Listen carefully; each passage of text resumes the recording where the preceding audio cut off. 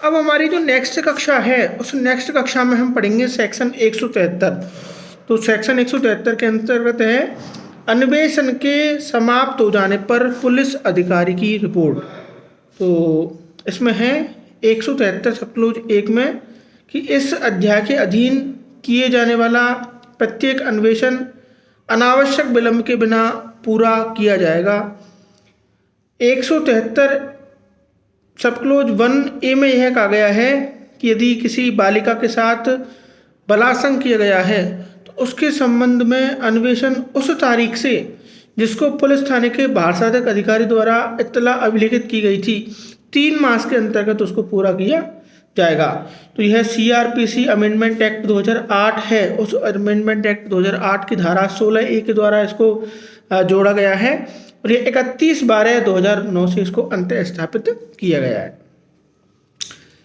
173 सब क्लोज 2 के अंतर्गत है कि जैसे ही अन्वेषण पूरा होता है पुलिस थाने का भारसाधक अधिकारी पुलिस रिपोर्ट पर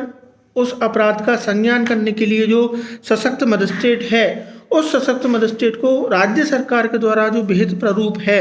उस विहित प्रारूप में एक रिपोर्ट भेजेगा जिसमें निम्नलिखित बातें होंगी। तो सबसे पहला होगा पक्षकारों का नाम, इत्तला का स्वरूप, मामले की परिस्थितियों से प्रतीत होने वाले व्यक्तियों के नाम, क्या कोई अपराध किया गया है उसके बारे में, किसी व्यक्ति को गिरफ्तार किया गया है उसके बारे में, क्या ऐसे व्यक्ति को प्रतिभूतियों पर छोड़ दिया गया है या नहीं उसके बारे में, क्या उसको 170 धारा के अंतर्गत अभिरक्षा में भेजा जा चुका है उसके बारे में, यदि कोई महिला है तो क्या उसकी सेक्शन 376 ABCD E के अधीन किसी प्रकार की कोई रिपोर्ट कराई गई है, इस प्रकार का उसमें कथन होगा। इसके अलावा उसमें है वह अधिकारी जो अपनी द्वारा की गई जो कार्रवाई की संसूचना उस व्यक्ति को उस रीति से देगा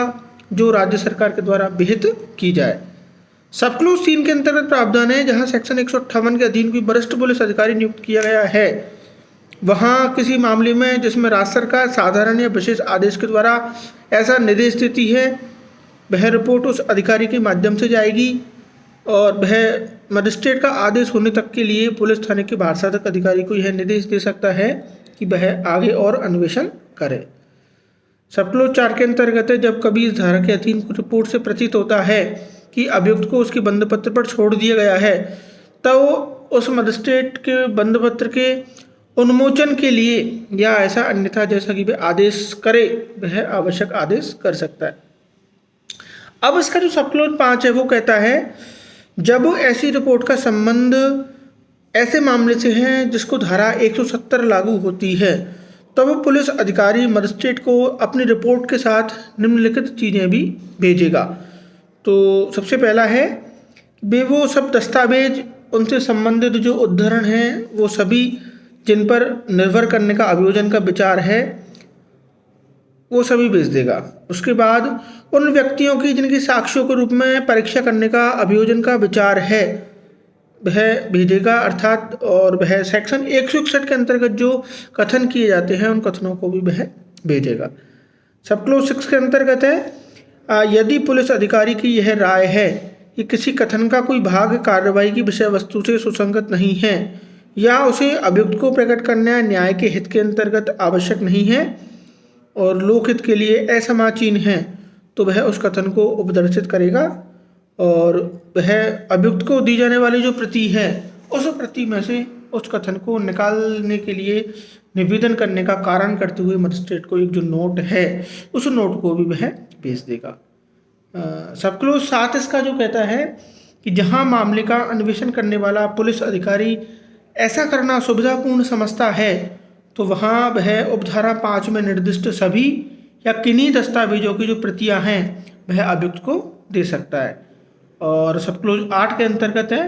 कि इस धारा की कोई बात किसी अपराध के बारे में उपधारा 2 के अधीन मजिस्ट्रेट को जो रिपोर्ट भेज दिए जाने के पश्चात और अन्वेषण को आगे रोकने वाली या प्रवृत्त करने वाली नहीं समझी जाएंगी जहां तक ऐसे अन्वेषण पर पुलिस थाने के भारसाधक अधिकारी को कोई अतिरिक्त मौखिक या दस्तावेजी साक्ष्य उसको मिले। तो वहाँ ऐसे साक्ष्य के संबंध में अतिरिक्त रिपोर्ट या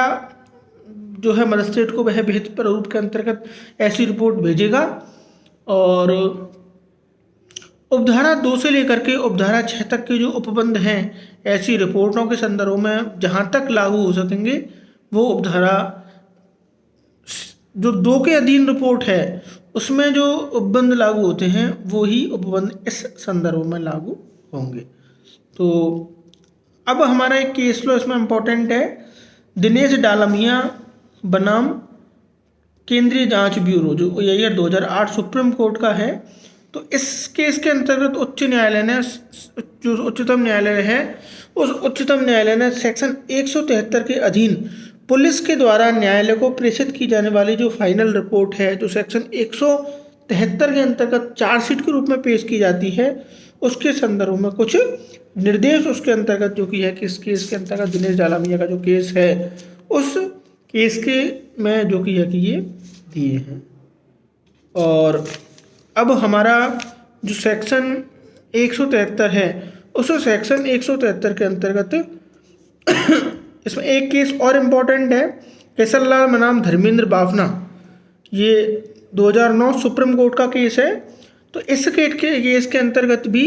सुप्रीम कोर्ट ने यह विनिश्चित किया है कि सेक्शन 173 की उपधारा 8 के अधीन जो निम्नलिखित दरों से उसको निर्देशित किया जा सकता है कि यदि मामले में कोई नए तथ्य प्रकाशन में आए हों,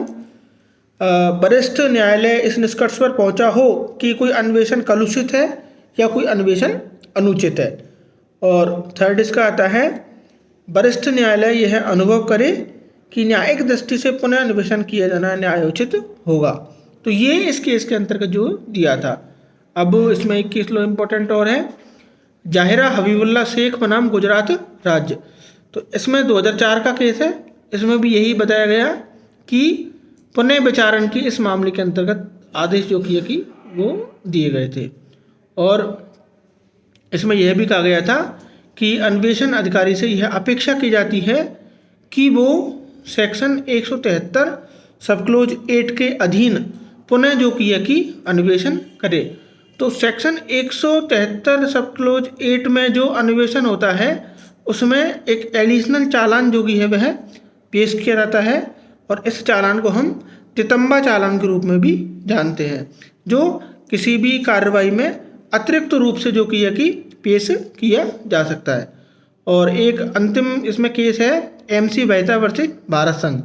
तो ये केस लॉ भी 2007 सुप्रीम कोर्ट का है। तो इसमें भी जो यह डिसाइड किया गया था कि इसमें आरोप पत्र दाखिल किया गया था, और आरोप पत्र दाखिल करने के बाद में यह आवश्यक समझा गया था कि जो अभियोजन निदेशक है वो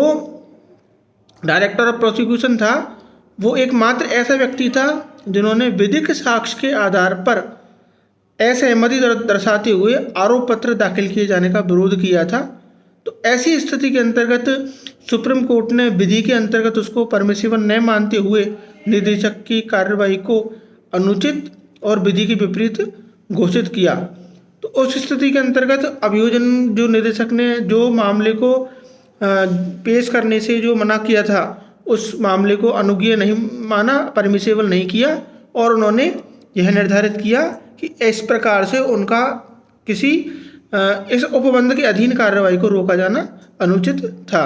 तो ऐसी स्थिति के अंतर्गत कोर्ट भी यह डिसाइड कर सकता है कि क्या वास्तव में ही किसी प्रकार का कोई साक्ष्य छूटा हुआ है, और क्या उस साक्ष्य के ग्रहण करने से मामले में निरंतरता बढ़ सकती है। अगर मामले में निरंतरता बढ़ेगी तो ही अतिरिक्त चालान आप उस मामले के अंतर्गत 173 सब क्लोज 8 के अंतर्गत पेश कर सकते हो, अन्यथा आपको